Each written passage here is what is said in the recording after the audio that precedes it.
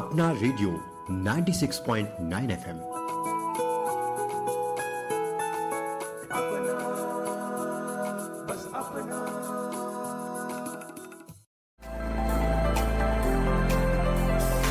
सांसों की लय मन को भाए, तन खिले और रोग भगाए, जब हो योग संगम। सांसों को मिल जाए योग का संग, तो हर दिन हो नई उमंग और बन जाए योग संगम। जी हाँ, सुनिए अपना रेडियो 96.9 एफएम की विशेष प्रस्तुति योग संगम।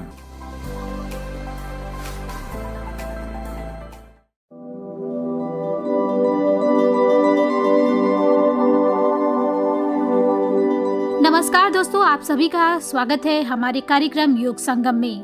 तो दोस्तों, आज के योग संगम में हम बात करेंगे योग की उस शक्ति की जो न केवल हमारे शरीर को सशक्त बनाती है, बल्कि हमारे मन, विचार और आत्मा को भी ऊर्जावान करती है। जब हम योग शब्द सुनते हैं तो आंखों के सामने एक ध्यान मग्न व्यक्ति की छवि उभरती है जो पद्मासन में बैठा है। लेकिन योग सिर्फ एक आसन या शारीरिक क्रिया नहीं है। योग का अर्थ है जोड़ना, शरीर को मन से, मन को आत्मा से और आत्मा को ब्रह्मांडीय चेतना से जोड़ने की प्रक्रिया है योग। योग हमें हमारी भीतरी ऊर्जा से परिचित करवाता है। ये ऊर्जा हमें स्वस्थ रखती है, प्रेरित करती है और जीवन में स्थिरता देती है। दोस्तों, हम अक्सर सोचते हैं कि ऊर्जा सिर्फ भोजन या आराम से मिलती है, लेकिन सच्चाई ये है कि हमारे भीतर एक अनंत ऊर्जा का स्रोत है जिसे हम योग के माध्यम से जागृत कर सकते हैं। प्राचीन ग्रंथों में प्राण शब्द का उल्लेख बार बार आता है। प्राण का अर्थ है जीवन शक्ति। ये शक्ति हमारी सांसों में, विचारों में और चेतना में प्रवाहित होती रहती है। जब हम योग और प्राणायाम करते हैं तो हम उस प्राण को नियंत्रित करना सीखते हैं। आप देखेंगे कि आज की भागदौड़ वाली जिंदगी में मानसिक थकान आम बात हो गई है। जब हम आलसी महसूस करते हैं, शरीर थका हुआ लगता है या बिना वजह चिड़चिड़ापन आता है, तो इसका संबंध हमारी शारीरिक ऊर्जा स्तर से होता है। योगिक आसन शरीर के अंगों में रक्त संचार को बढ़ाते हैं, मांसपेशियों को सक्रिय करते हैं और पूरे शरीर में ऊर्जा का प्रवाह संतुलित करते हैं। तो चलिए जानते हैं कुछ ऐसे ही सरल योगासन जो आपको ऊर्जावान बनाते हैं। नमस्कार, आज हम बात करेंगे शरीर के अंदर ऊर्जा बढ़ाने के लिए हमें किस प्रकार का योग एवं प्राणायाम करना चाहिए। योग करने के लिए सबसे पहले हमें कुछ समय ऐसा निकालना चाहिए अपने दिन में जिसमें हम बिल्कुल टेंशन फ्री रहें, भागम भाग ना हो हमें, जो कि आजकल थोड़ा सा मुश्किल है। लेकिन मैं उम्मीद करता हूँ कि आप सभी सुनने वाले लोग अपने लिए, अपने शरीर के लिए कम से कम 40 से 45 मिनट ज़रूर निकालें दिन में। और अगर आप सुबह निकाल पाए तो और अच्छा, वरना आप शाम में भी निकाल सकते हैं उस समय। और किसी भी एक साफ सुथरी जगह पर आप एक योगा मैट बिछाएं। 6 फुट की आपको जगह चाहिए, उससे ज़्यादा जगह की आपको ज़रूरत नहीं। और आप करें योग शुरू। योग शुरू करने के लिए सबसे पहले आप बैठकर 3 बार ओम का उच्चारण करें और छोटे छोटे सूक्ष्म व्यायाम करें। और उसके बाद जब आसन की बारी आए तो हमारा सबसे पहला आसन इसमें रहेगा ताड़ासन। ताड़ासन में हम अपने पूरे शरीर को ऊपर से नीचे तक खींच देते हैं। जिस तरीके से हम अंगड़ाई लेते हैं उसी तरीके से यह आसन है। बस इसमें हम हाथों को ऊपर आसमान की तरफ खींचेंगे, हील्स को ऊपर उठा देंगे थोड़ा सा और शरीर को उसी अवस्था में रखेंगे 5 से 7 सेकंड तक बैलेंस बनाकर।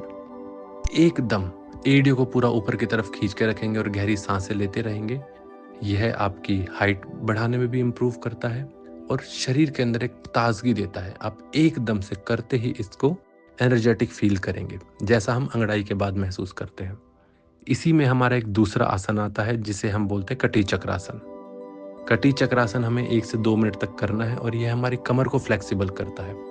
बैठे बैठे हम लोग दिन भर काम करते हैं, उसमें हमारी कमर काफ़ी स्टिफ हो जाती है और स्टिफ कमर में धीरे धीरे दर्द बढ़ने लगता है और कमर दर्द की शिकायत आजकल बहुत आम है। तो कटी चक्रासन हम करेंगे। पैरों को खोलकर सीधे खड़े हो जाते हैं इसके अंदर और दोनों हाथों को फैलाकर धीरे धीरे लेफ्ट और राइट घुमाने लगते हैं। कमर से हमारा शरीर घूमता रहता है, नीचे का हिस्सा हमारा बिल्कुल स्ट्रेट रहता है। यह हमारी स्पाइन को फ्लेक्सिबल बनाता है और पूरे शरीर में एकदम से एक्टिवनेस लेकर आ जाता है। इसी के बाद तीसरा आसन आता है हमारा शशांक आसन। यह आसन हम बैठकर करते हैं। इसके लिए हमें सबसे पहले वज्रासन में बैठ जाना है, जिसमें हम अपने घुटने मोड़कर बैठ जाएंगे घुटनों के ऊपर, और उसके बाद दोनों हाथों को ऊपर आसमान की तरफ खींचेंगे और खिंचाव देते देते सामने की तरफ झुक जाएंगे। माथा हम अपना जमीन पर लगा देंगे और हाथों को सामने की तरफ खींचेंगे। जब हाथों को हम सामने की तरफ खींचते हैं तो एक ब्लड सर्कुलेशन हमारा दिमाग की तरफ, हमारे फेस की तरफ जाता है। कभी कभी आप महसूस करेंगे कि आपके चेहरे में थोड़ी सी लाल रंग हो जाता है हमारा चेहरे का ये आसन करते समय, तो ज़्यादा घबराना नहीं है उस चीज़ से। यह आसन हमारे स्ट्रेस, जो हमें मानसिक थकान रहती है पूरा दिन, जो हमें काम करना पड़ता रहता है, जो दिमाग के अंदर इतने सारे थॉट्स हमारे चलते रहते हैं, उन सबको शांत करता है यह आसन। उसके बाद हम सूर्य नमस्कार के राउंड कर सकते हैं। अगर आपके पास समय की कोई कमी नहीं है तो सूर्य नमस्कार के कम से कम आप 6 राउंड करें। धीरे धीरे शुरू करें और धीरे धीरे हर आसन को अच्छे से प्रॉपर तरीके से करेंगे। एक सूर्य नमस्कार में 12 स्टेप्स होते हैं। उन 12 के 12 स्टेप्स को अच्छे से शांति से करेंगे और पूरे खिंचाव के साथ करेंगे। किसी भी स्टेप में हमें आलस नहीं करना है कि अगर हम सामने झुकते हैं तो उसमें हम अपने हैमस्ट्रिंग्स को ज़्यादा नहीं खींचें।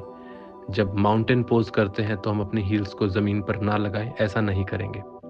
हर आसन को प्रॉपर तरीके से करेंगे और 12 स्टेप करने के बाद एक राउंड होगा। इसी प्रकार हम इसके 6 से 7 राउंड कर सकते हैं। कम से कम आपको 6 राउंड ज़रूर करने चाहिए सूर्य नमस्कार के। यह करने के बाद आप पेट के बल लेट जाइए और आप भुजंगासन करिए, कोबरा पोज। कोबरा पोज हम 3 बार करेंगे, 20 से 30 सेकंड का होल्ड करेंगे हर आसन को। यह हमारी स्पाइन को, लोअर जो हमारी स्पाइन है उसमें फ्लेक्सिबिलिटी लाता है। कमर दर्द की जिनको शिकायत रहती है काफ़ी, उन लोगों को यह आसन ज़रूर करना ही करना चाहिए। बहुत फ़ायदेमंद है यह आसन। हमारी थकान को दूर करता है, पोस्चर को हमारे ठीक करता है। यह आसन करने के लिए आराम से शांत तरीके से लेट जाएंगे। दोनों हाथों से आगे के शरीर को ऊपर उठाएंगे, पीछे से हमारे पैर जुड़े रहेंगे। बिल्कुल आसान आसन। उसी के बाद एक अगला आसन हम वज्रासन कर सकते हैं। वज्रासन से हमारा डाइजेशन ठीक होता है और उसके बाद आराम से उसमें बैठे रहिए कुछ देर तक सबसे पहले तो आप, और सांसें लंबी लंबी लेते रहिए। यह सब करने के बाद आपके पास समय बचे तो कुछ प्राणायाम ज़रूर करें, जिनमें कपालभाति प्राणायाम आता है। उसी तरह अनुलोम विलोम प्राणायाम, भस्त्रिका प्राणायाम। यह प्राणायाम एकदम से हमारे मन को शांत करेंगे और हमें फ्रेश फील करवाएंगे।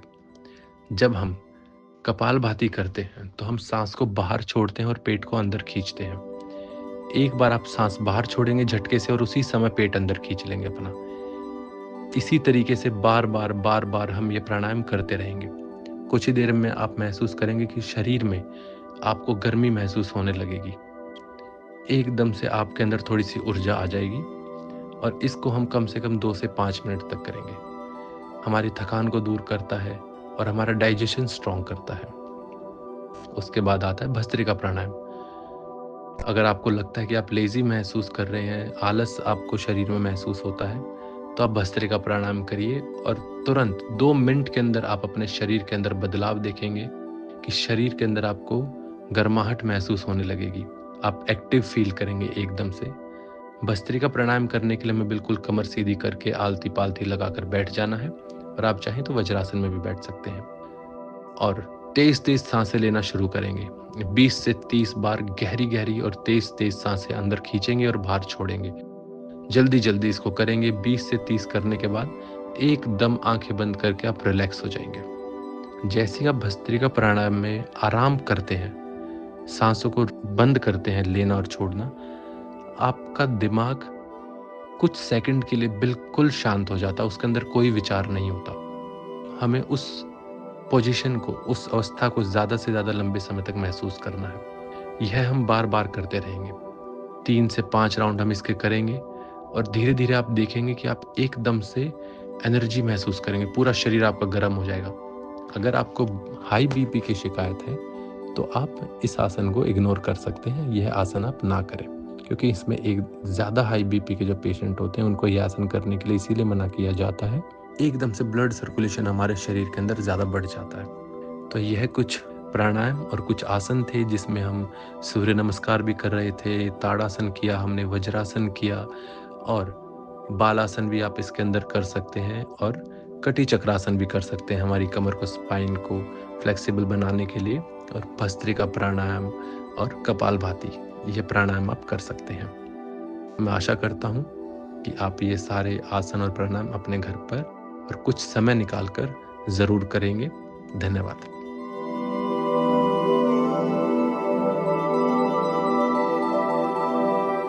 तो दोस्तों, योग सिर्फ शरीर तक ही सीमित नहीं, असली ऊर्जा का स्रोत है, आध्यात्मिक ऊर्जा।